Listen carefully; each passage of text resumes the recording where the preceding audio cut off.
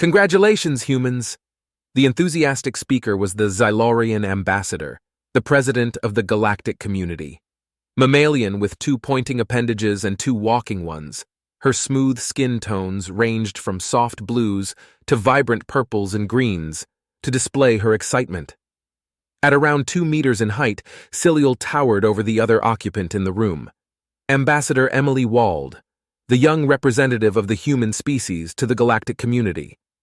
Technically, humanity had decided to send an older, more experienced diplomat to represent them, but the elderly statesman had to be evacuated after a health emergency halfway through their month-long journey on the warp ship lent to them by the neighboring alien species that had accidentally stumbled upon the human colony at Alpha Centauri. The delegation was already almost all the way there, so they quickly swore the 39-year-old Emily in as the temporary replacement before Earth could send another. Thanks, the human replied uncertainly. Ciliel beamed at her. This is truly a remarkable occasion that has never occurred in my lifetime. Truly remarkable. Your species will make the annals of our history. What a joy. What an honor. Wait, what have we done? Emily asked, wondering if there was an important intelligence report she'd missed in the emergency briefing. Ah, of course. Allow me to explain. You are one of the very, very few species that have managed to make first contact with the galactic community before building your own FTL, faster than light, warp ships, Ciliel explained patiently. Okay? Sensing that the human did not understand at all, Ciliel held up one appendage and started rummaging through the many drawers of her desk. Hang on, let me find that book, she said, her tall figure bending over unnaturally to look into each of them. Ah, here it is, she said triumphantly a few seconds later, bringing a small notebook to the top of the table. She brushed away the dust gathered on its ancient covers, opened it to its first page, its only page it seemed, and turned it upside down so Emily could read it, which she couldn't, because it was written in some curly alien language. There were 5 lines on it. Ciliel held up her appendage again, picked up a writing device on her desk, and scribbled a new line on it. And now, you are the 6th. Emily obviously still did not understand. The 6th? The 6th species to make first contact before creating a warp ship. Among the many thousands of species in the galaxy, there have only been 5 others like you. What a rarity. Is this your way of politely telling us we're stupid? Emily asked, frowning.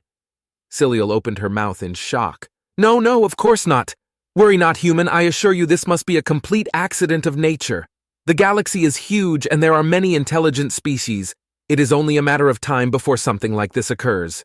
The other species that did this all went on to develop their own warp drives shortly after, and they all became fully productive members of the galactic community.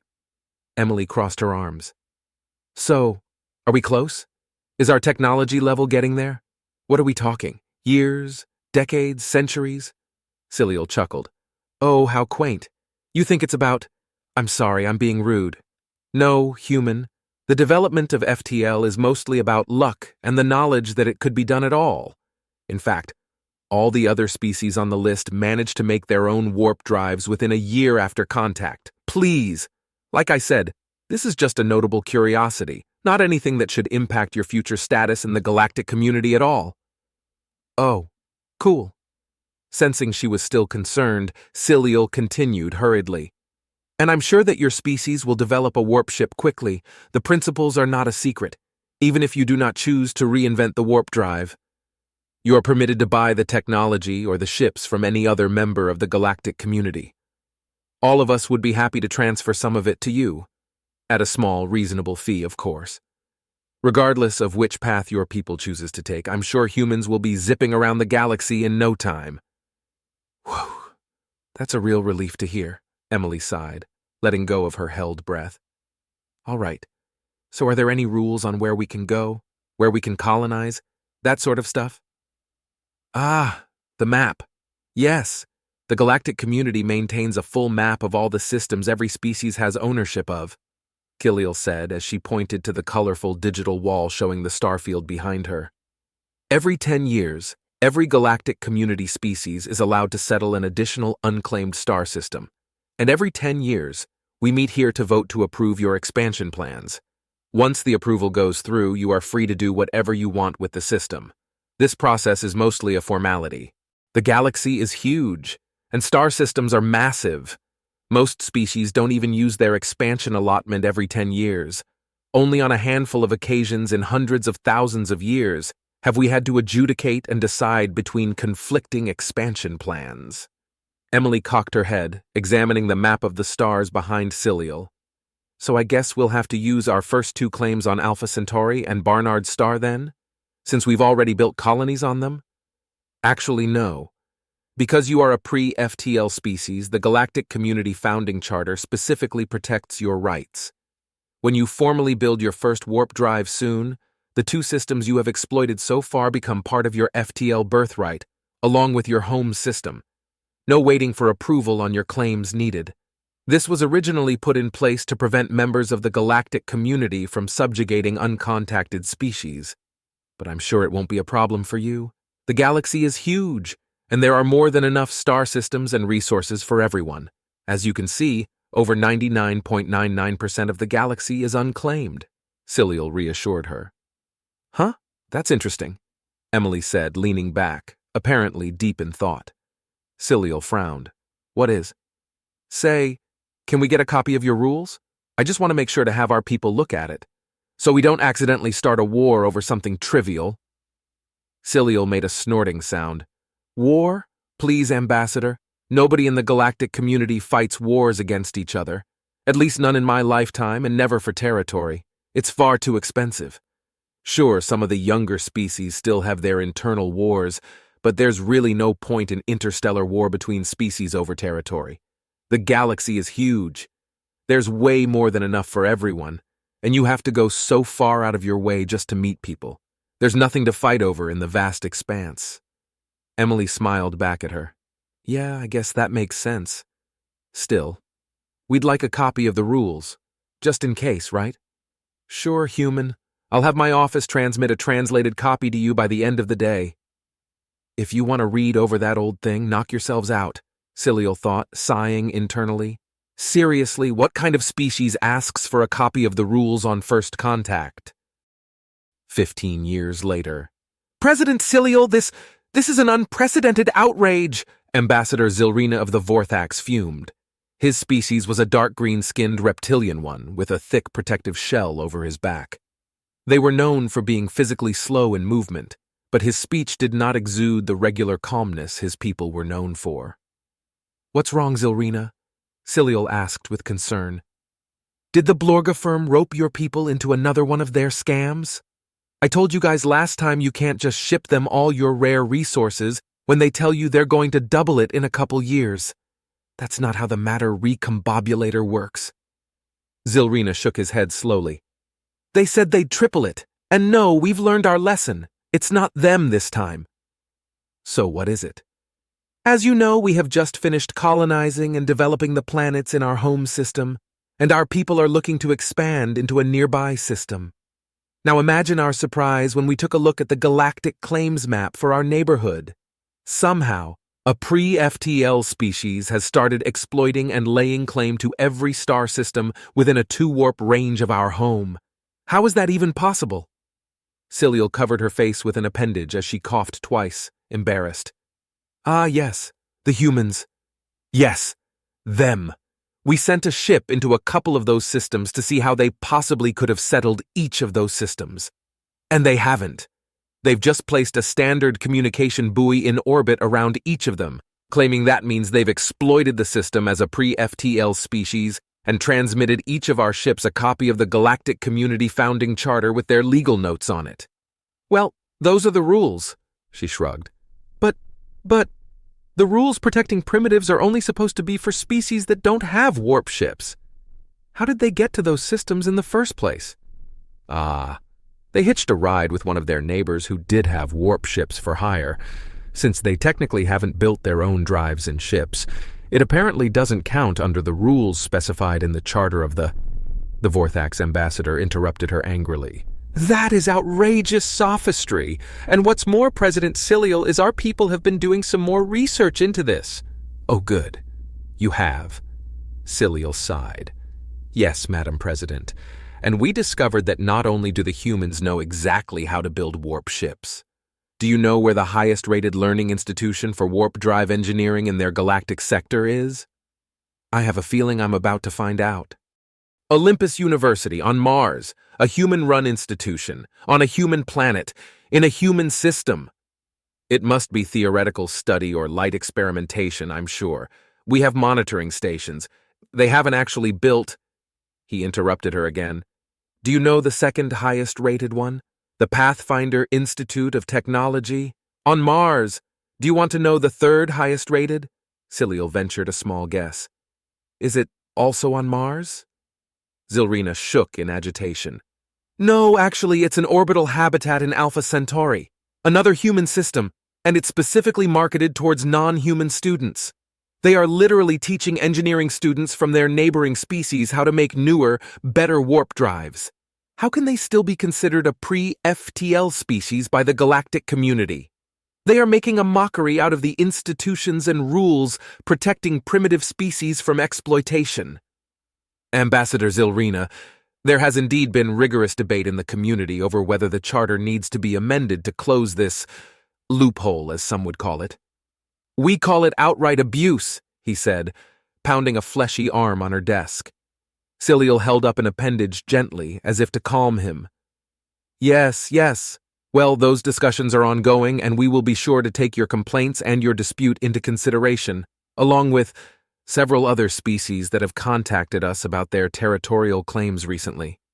He seemed mildly pacified by the notion that at least something was being done, and that other people had the same problems. Harumph! How long will it be before we see a resolution? The working group meets next in 10 years. 10 years! They've claimed our entire neighborhood in the short time they've been at it. And you want to give them another 10 years to go around and plant their flags in more systems? Well, 10 years is just when we meet. An amendment to the Galactic Community Founding Charter is likely to take far longer. Cilial read the ugly expression on his face and quickly tried a different track.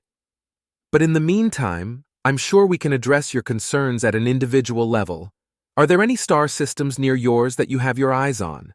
Perhaps we can set up a subsidized warp refueling station to help your ships get there at a lowered cost. The closest system to us that is not yet claimed by the humans is at least 3 full warps away. And who knows? Maybe they've gone there and claimed it right as we're having this conversation, Zilrina said sarcastically. What if maybe you can work it out with the humans? The few times I've interacted with them, they seemed like a reasonable species. Perhaps they'd be willing to give up just one of their claimed systems near you, or some kind of mutually beneficial shared arrangement. Zilrina sighed. Along with the Galactic Community Founding Charter, their communication buoys transmitted to our exploration ships their price for the system. Price? Yes, price! They want 1% of the future GDP of the entire system in perpetuity, and they would retain the right to evict us from the system at any point in time with little notice. That does seem a bit steep, Cilial started. And they said that's their introductory pricing because it'd be our first system outside of our home system. They implied heavily that the second one will cost even more. How much more? She asked out of curiosity. He waved his arms around, dismissing the question. Does it matter? This is squatting. It's extortion. And if they continue their behavior, our people will be forced to take drastic measures. Drastic measures? Like war? Cilial asked hesitantly, her skin unconsciously changing hues to show apprehension. He paused, leaning back. War? No, of course not. Why would we go to war? That would be even more expensive. Orders of magnitude more expensive than whatever benefit we can possibly derive from having 1 or 2 new systems. Right. The galaxy is huge, she muttered under her breath in relief. But we are planning to denounce them in the galactic community. And if they don't change their behavior, we will stop selling them our delicious food. She gazed down at him sympathetically. I'm sure they would be sad to see your delicacies go. How about this? I'll set up a mediation meeting, you, me, and Emily, the human ambassador. The three of us can sit down, and maybe together we can find an equitable solution to this problem. Surely we can come to an arrangement that satisfies both sides. Fine, but just to let you know ahead of time, we aren't paying anything over 0.5% of GDP for a star system, the Vorthax ambassador insisted. And it better be that binary star system with 3 habitable planets. Ciliel nodded in agreement. Of course. That seems like an entirely reasonable starting position for you. 30 years later. The now 70 years old Emily grinned at Ciliel with her wrinkled but no less bright smile. With the first flight of our new Kestrel Explorer, we have officially developed and flown our first FTL-capable starship. Consider this our formal notification to the galactic community about our status change to a fully fledged FTL species. Ciliel resisted the urge to display her orangish skin hues that was the equivalent to the human rolling her eyes. It's about time, Ambassador Wald. We will be dealing with some of these vast territorial claims of yours for the next few centuries. But for now, congratulations on your full membership in the interstellar community. I believe no introductions need to be made. No worries, I know my way around, Emily replied cheekily. And thank you, Ciliel. We couldn't have made the complete transition without your help. Their people had finally agreed to build a warp-capable starship and to stop their senseless expansionism in exchange for some special voting privileges in the galactic community. Ciliel couldn't wait to find out what their negotiators snuck into the fine print there. She sighed. I am almost afraid to ask, but how many star systems will you claiming as your FTL birthright? Emily pulled out an electronic device and read off its screen. Exactly. 841,382,024 systems. Just under 1% of the known star systems in the galaxy. Oh, good. Only 800 million star systems, Ciliel repeated sarcastically. The human smiled back at her innocently. You were right. The galaxy is huge.